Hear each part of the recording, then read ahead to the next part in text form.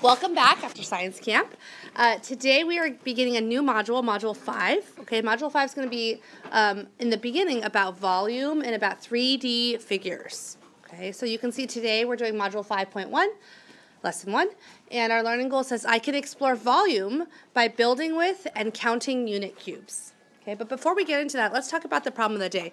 Give me a thumbs up if this problem of the day looks familiar to you.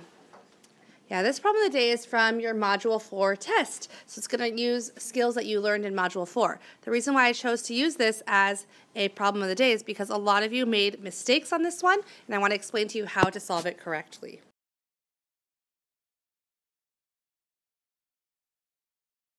Start by taking out those cubes and then build a square using 4 cubes. Go ahead and do that, just like what you see in the picture. Now, if you think of those 4 cubes as the ground floor of a building, how could you make a second floor? See if you can figure that out with your group. Okay, so if you think of the 4 cubes as the ground floor of a building, so remember these 4 were my ground floor, the green ones, I may add a second floor on top. Do you see that?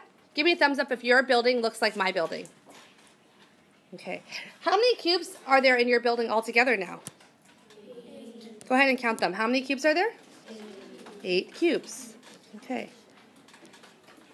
What if you add a third floor? Go ahead and add a third floor. For your third 3-floor building, how many cubes did you use altogether? Everyone? 12 cubes. So the volume for this figure is how many cubes? 4 cubes. Okay. The volume for our second figure was 8 cubes, and the volume for our third figure is 12 cubes. Volume is a word that means how many cubes does it take to build a structure. Today, and this whole week, when we use these math tools, I'm going to ask you, they're not Legos. They're not for building when we're not using them. Okay, so we need to make sure we can take notes and build at the same time. One of these cubes is called a cubic centimeter because its measurement, if you look at its length, it's exactly 1 centimeter. If you look at its width, it's exactly 1 centimeter. And if you look at its height, it's exactly 1 centimeter as well. Okay, so we call this a cubic centimeter because its dimensions are 1 centimeter by 1 centimeter by 1 centimeter. Another word to say it is a centimeter cube. Okay, cubic centimeter or centimeter cube. So together with your partner right now, I want you to see how many different kinds of structures you can build using only 4 centimeter cubes. Go.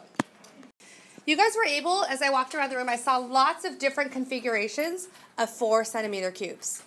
What is the volume of this figure right here? 4. We call them 4 cubic centimeters. So what's the volume of this one?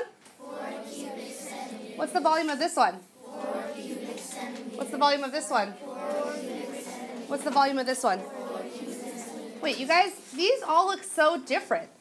But you said the volume is 4 cubic centimeters, 4 cubic centimeters, 4 cubic centimeters, and 4 cubic centimeters.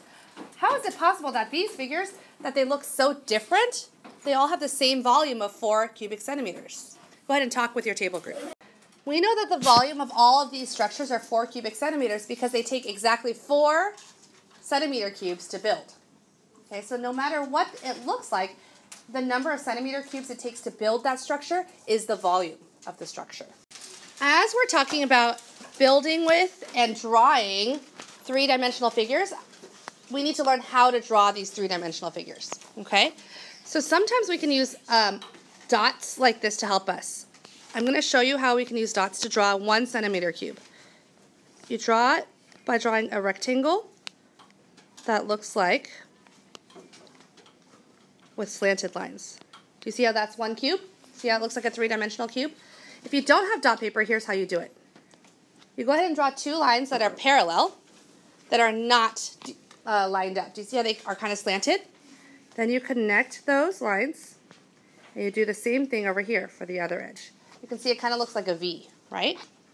Then at the top, you connect the top. See how that looks like a 3-dimensional cube? Go ahead in your notebook right now and practice drawing a 3-dimensional cube.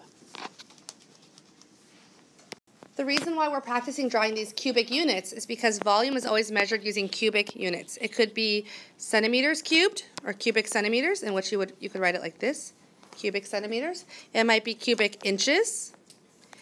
If you don't know the units, you just write cubic units. That's the way to write cubic units. Or you can write the words cubic, like this, centimeters. Or you can write cubic, inches. Does that make sense? You can either write the little 3, or you can write the word cubic. But whenever we use volume, whenever we measure volume, what kind of units do we use? Cubic units. Very good.